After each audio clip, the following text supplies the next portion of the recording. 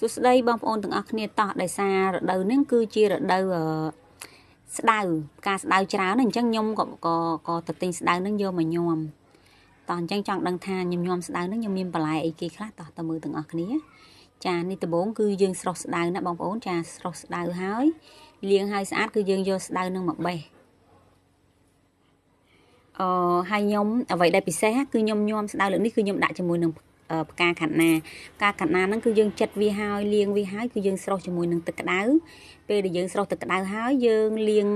ជំរះទឹកក្តៅនឹងចេញម្សៅចាក់ទឹកក្តៅនឹងចេញហើយយើងលាងទឹកទៅហើយបន្ទាប់មកគឺខ្ញុំយកទឹកកកគឺខ្ញុំយកទឹកកកមកដាក់ត្រាំតតែទឹកកកនឹងលាយអស់អញ្ចឹងណាដើម្បីឲ្យវាស្រួយផ្កាខាត់ណានឹងទៅវាឆ្ងាញ់ចាបន្ទាប់ពីយើងដាក់ត្រាំផ្កាខាត់ណានឹងទុកឲ្យស្រួយហើយយើងទុកវាមកកដប់សិនណាបងប្អូនហើយយើងទៅធ្វើអីផ្សេងទៀតទៅបន្ទាប់មកគឺខ្ញុំទៅដាំទឹកដើម្បីស្ងោរសាច់ចាសាច់3ជាន់នេះគឺយើងស្ងោរវាដើម្បីយកមកហាន់ណាបងប្អូនណាចាហើយបន្លែខ្ញុំគឺមានជាមួយនឹងជីជាមួយនឹងបន្លែមានដូចជាតសក់ពេញប៉ោះស្ពៃក្តោបចាហើយនេះចុងភៅអត់បានឃើញអត់បានឃើញទស្សនភាពគាត់ហាន់នេះចាហើយនេះបន្ទាប់ពីយើងធ្វើអស់នឹងបន្លែនឹងហើយអស់ហើយយើងយកទៅលាងហើយគឺបន្ទាប់មកគឺខ្ញុំធ្វើជាមួយនឹងទឹកដើម្បីស្រូបញោមណាចាបន្ទាប់ពីធ្វើទឹកញោមនឹងហើយយើងចាប់ផ្ដើមយកបន្លែដែលយើងហាន់រួចជាមួយនឹងសាច់ជាមួយនឹងអីទាំងអស់ហ្នឹងយើងចាប់ផ្ដើមយកវាមកចាក់លាយបញ្ចូលគ្នាញោមវាចូលគ្នាទាំងអស់តែម្ដងបងប្អូនចាគឺខ្ញុំមានជាមួយនឹងខ្ទឹមក្រហមខ្ញុំដាក់ក្នុងទឹកជ្រលក់នឹងខ្លះខ្ញុំដាក់ជាមួយនឹងគ្រឿងបន្លែយើងនឹងតែម្ដងបន្ទាប់មកគឺយើងចាក់ញោមវាចូលគ្នាតែម្ដងបងប្អូន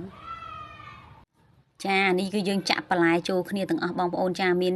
ជាមួយនឹងផ្កាខាត់ណាជាមួយនឹងជីជាមួយនឹងផ្កាស្ដៅនិយាយទៅគឺបន្លែយើងមាន4-5មុខគឺយើងដាក់ចូលគ្នាទាំងអស់ហើយបន្ទាប់មកយើងច្បល់វាឲ្យសព្វចូលគ្នាទៅ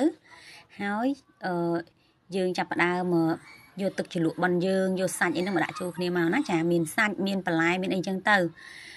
យើងច្បល់ចូលគ្នាឲ្យសព្វហើយចាំយើងចាប់ផ្ដើមយកទឹកជ្រលក់មកចាក់ណាបងប្អូន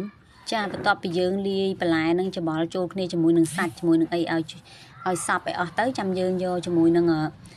ទឹកជ្រលក់ដែលយើងទឹកស្រូបជាមួយនឹងទឹកស្រូបសម្រាប់យើងដាក់ជាមួយនឹង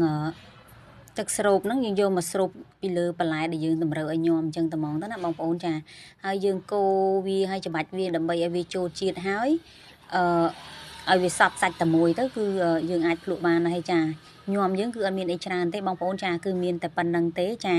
គឺរួចរាល់ហើយអស់ហើយណាបងប្អូនតោះអញ្ចឹងមកញ៉ាំជុំគ្នាជាមួយខ្ញុំហ្មងតោះបងប្អូនថាតើញោមហ្នឹងគឺខ្ញុំញ៉ាំជាមួយនឹងអីខ្លះចាគឺខ្ញុំមានជាមួយនឹងនំបញ្ចុកចាប្រហិតឈីសបងប្អូនតោះបើបងប្អូនចង់ញ៉ាំអាចធ្វើបានណាធានាថាឆ្ងាញ់តែម្ដងអរគុណ